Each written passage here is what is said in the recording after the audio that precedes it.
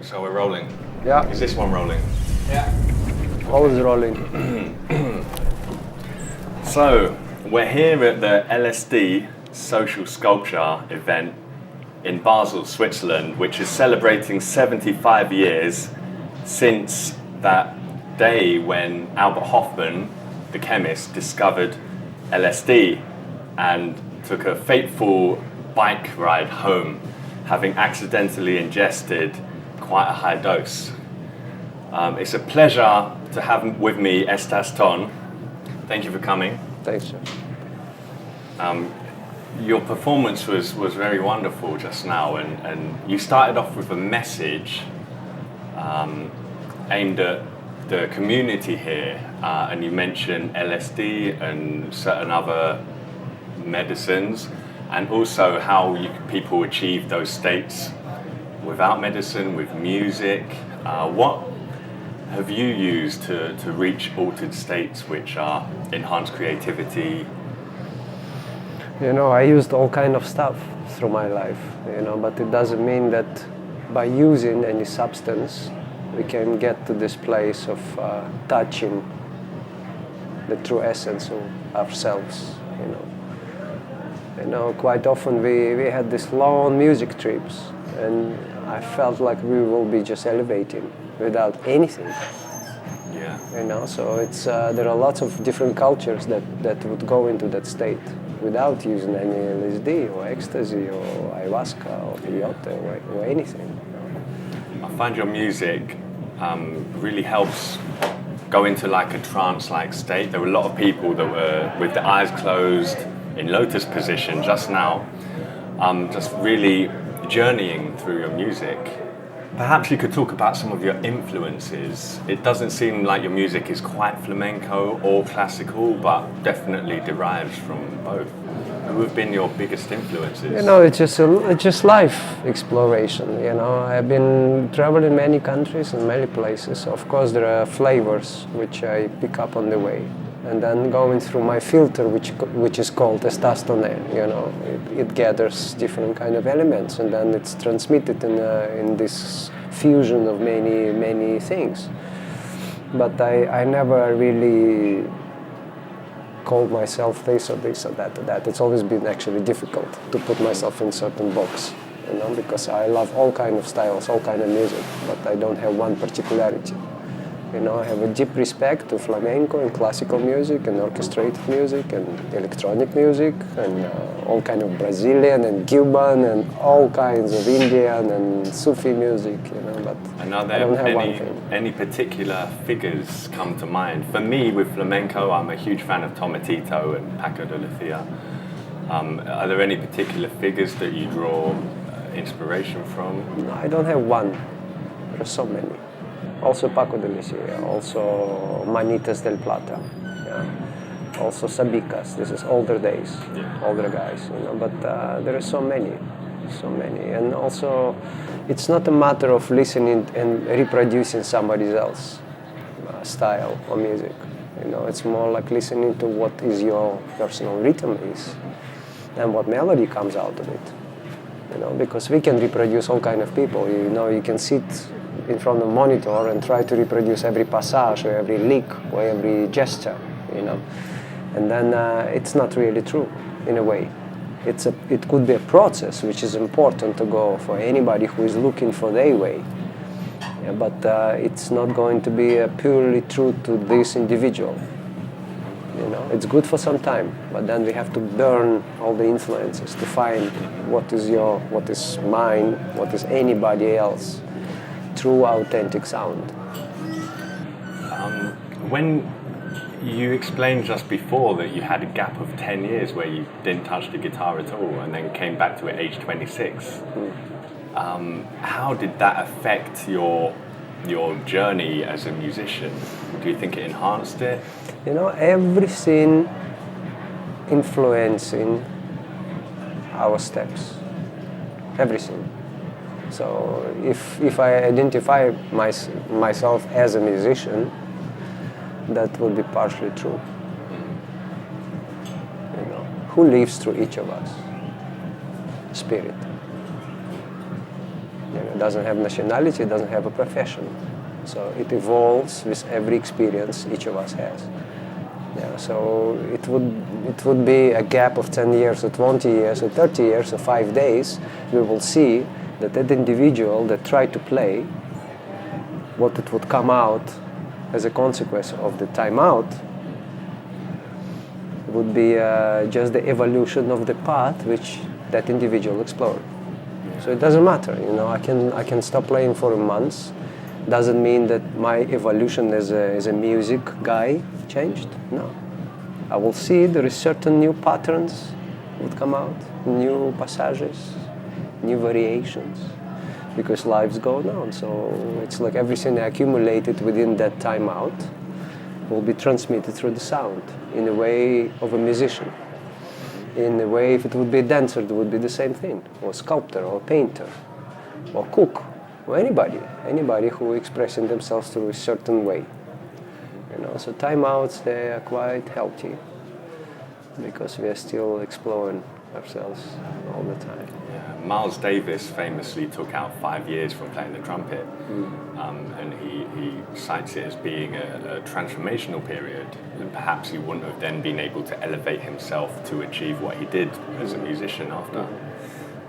A lot of people, creative people and artists and musicians, they use substances like LSD, which this is a celebration of, for healing and to inspire creativity. But there's also so many other techniques that can also aid in healing, in opening up yourself, opening up your heart, and for creativity. What techniques might you use that you found have helped? Also all kinds. I mean, I used all kinds of substances in my life, you know, and most of them, they are gone from my life, you know, because they fulfilled its purpose, you know, but it's not also really necessary. You know, some of us a bit hardcore, so we need to ease ourselves a little bit, to shake ourselves a little bit. For some it required, for some not, but we all know where is this extra dose, which is really could be a poison. You know, so it just also there is a lot of substances today which are not pure. You know, they're not clean. I'm sure Dr. Hoffman had like the great stuff in that time, and there is still great stuff around, but there is a lot of distortion. There is a lot of chemical stuff which is not so good. You know, there is a after effect which could be very, very, very painful. So yeah, some people can hear about some great LSD substance, you know, and they will say, wow, they will go there and they can feel their whole inside, you know, and feel happy and transformed or open their heart. But the effect of it could be quite the opposite. So it doesn't matter if we take LSD or we go to a certain environment, we just need to feel, is this thing I'm going to take a trip on, is it good for me right now? Because what is not good for me now could be good for me in another moment. And what is good for me now shouldn't be really good next round, you know? How do we know? We need to feel, we need to consult ourselves. You know, nobody knows about this, how it's supposed to be. Some would say it's drugs, and some would say, wow, this substance changed lives in the same time. You know, the same topic with marijuana. You know, it could be a great thing, but it could be quite a distorted An addictive substance, exactly. Yeah. The philosopher Alan Watts, I don't know if you're familiar with his work. Yeah, he stated that we should go out of our minds at least once a day for the benefits, health benefits. And by out of our minds, I think he means like the work mode, like the egoic mode that we're in, like when we're working, like the 9 to 5 hours. And often people can't snap out of that and they get stressed, they get unhealthy, and out of your mind could be through various methods of reaching transcendence. Do you think that's good advice to try and get out of your mind, reach an altered state at least once a day? Did you say that you play guitar sometimes? Yes. So when you play guitar from time to time, how do you feel? Do you feel you go out of your mind a little bit? Yes. To be honest with you, I worked in a corporate job for 6 years and it was tough to pick up a guitar because I was never in the creative headspace. But when I got in there, I'd go into meditation when I was playing. And that's in a way going out of the mind state. sure. You know, so it would be the same for anybody who is involved in certain self-expression pathway of creativity. So for somebody it could be guitar, for somebody it could be dancing, for somebody going to go swim, for somebody could go fishing, for somebody go do whatever. There would be no limited ways. There is no limit to these ways to go out of this mind thing. You know, so for some it would be take hardcore drugs. You know, for somebody absolutely being completely clean, walking in the mountains. That would be that's that thing. Yeah. I'm lucky. I live right next to a forest, so I often go Could walking. be also. It could be that. So, what is your opinion on the ego? Having reached the status that you have, a lot of people that have reached some sort of fame, their ego often just explodes, and all the riches and stuff that comes with it. And I think it's good advice to perhaps keep it in check and use it in a beneficial way. But some people say, like in Eastern philosophy and Buddhism, the ego is treated like the enemy.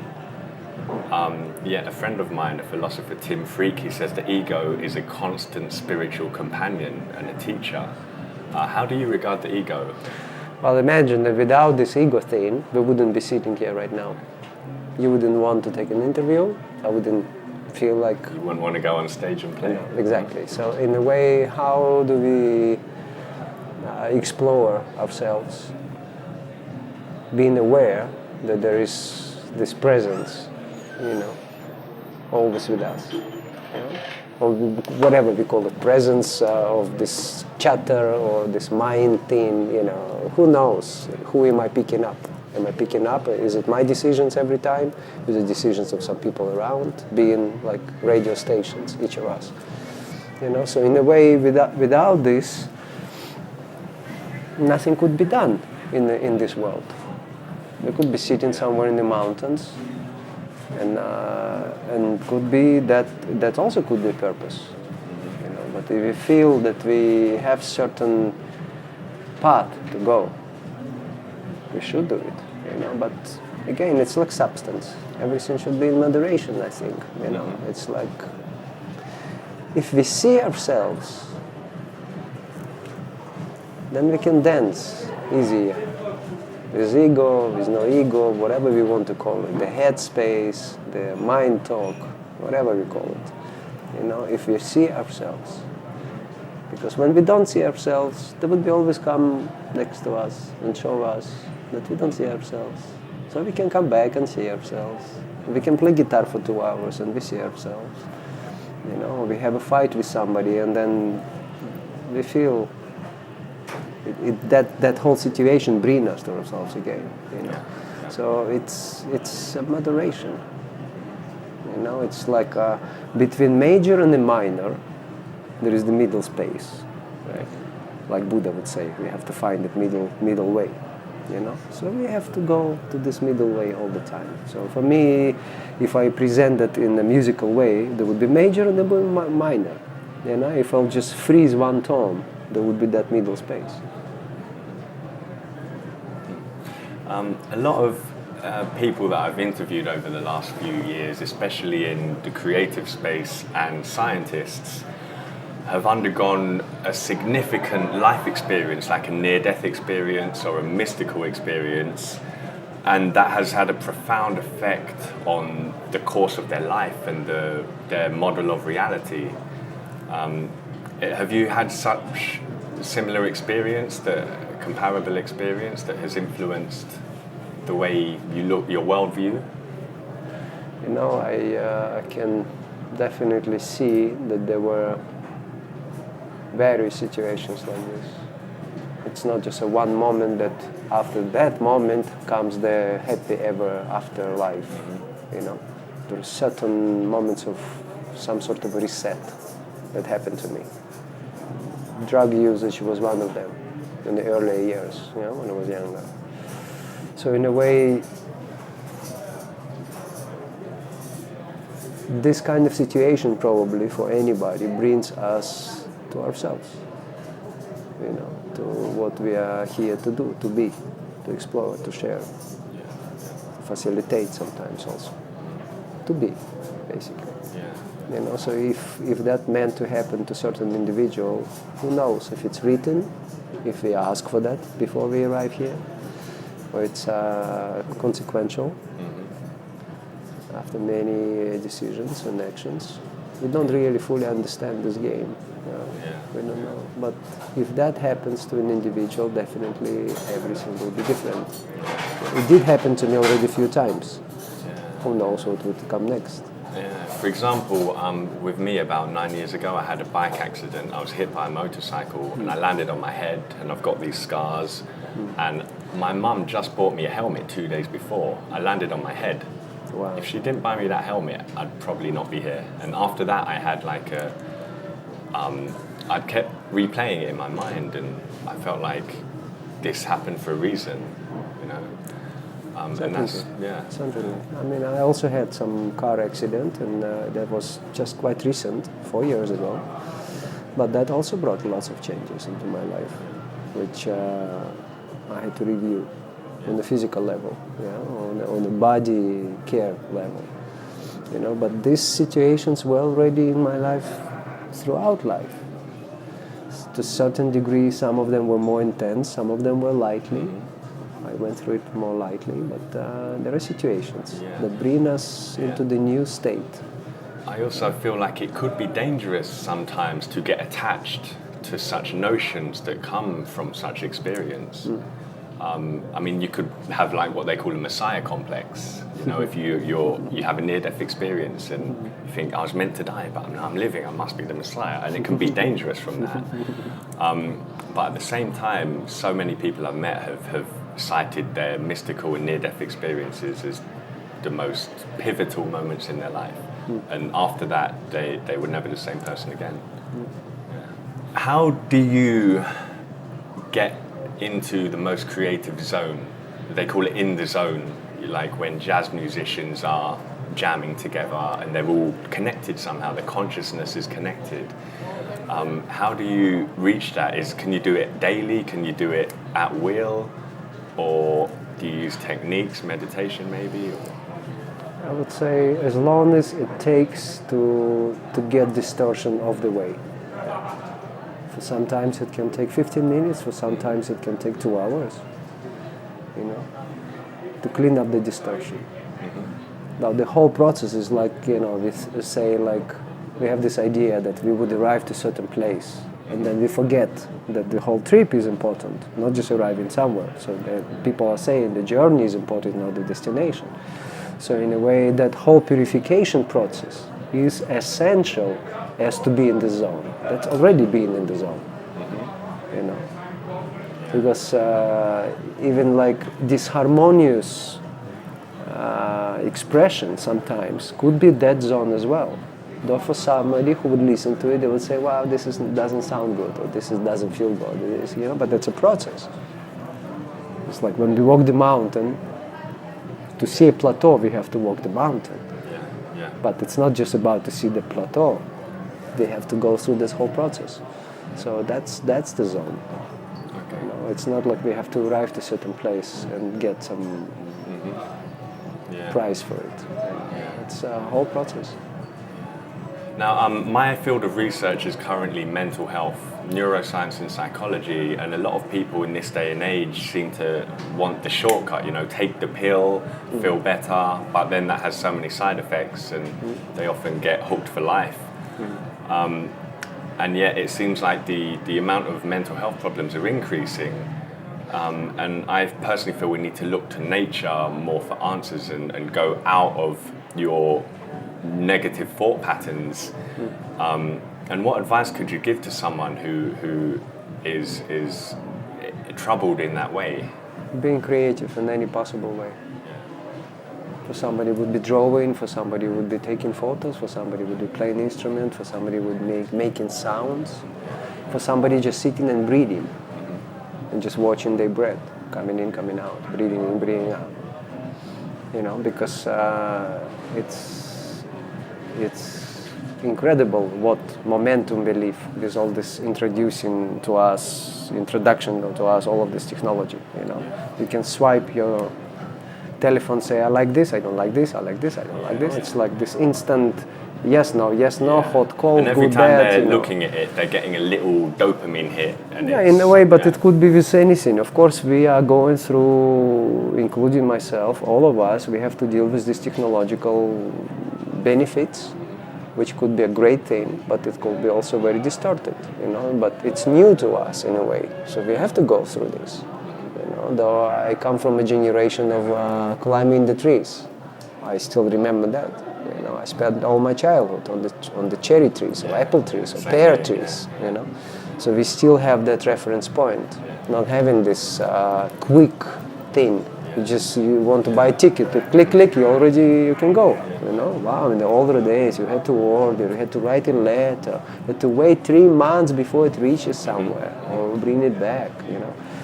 So yes, it's essential to us as ever, I guess, in these days to find that some sort of a tool that can minimize our distortion, that can bring us into the state where we don't have so much quickening, and we can slow down a little bit. Breath probably is the most accessible to everybody. We don't need to do anything but this, and that's already quite a lot. Sit and watch your breath for an hour. Wow. Yeah. A good friend of mine, he's actually got a stall over there selling sacred cacti. And he said to me recently, life is just a series of inhalations and exhalations. Nicely. He told it to me when I was at a time when I was super stressed, and it just really rung home true. Why do we worry so much? Life is literally just...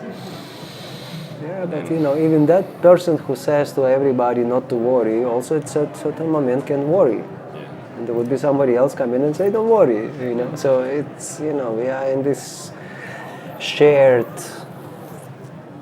crazy ride we call life, I also work on the United Nations Sustainable Development Goals to try and build a sustainable future for humanity and the planet. And humanity currently, we've made a lot of problems with pollution and the amount of plastic in the oceans and rivers, and destruction of the rainforest and habitats. And it looks like it's going to get worse with the world population multiplying and doubling in 20 to 30 years. And what kind of a future do you see the way things are, and how might we need to change in order to build a sustainable future for our kids and future generations?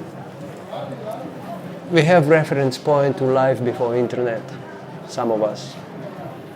We have reference point life before this digital era, some of us. Some newcomers already, they don't have this reference point, The iPhone situation is all thing they know already, since they're born and blah, blah, blah. Born with an iPhone in the hand. In a way, yeah. So in a way, we don't have a reference point of how to be with this in this new technological era.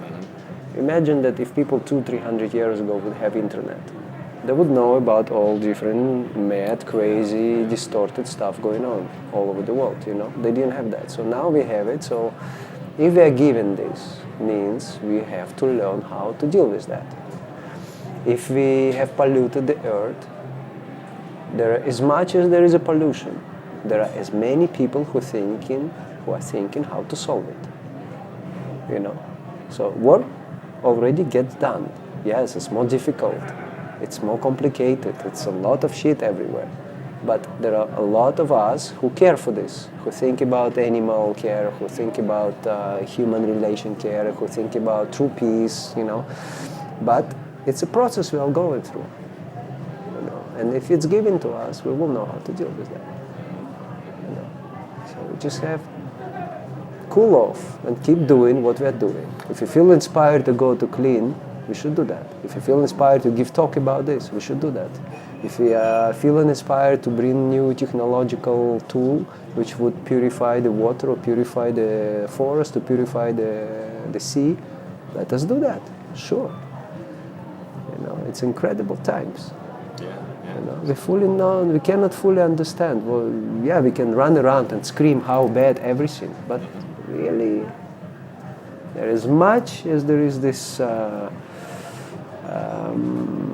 violence and pollution, as much there are lots of incredible people are working to clean up.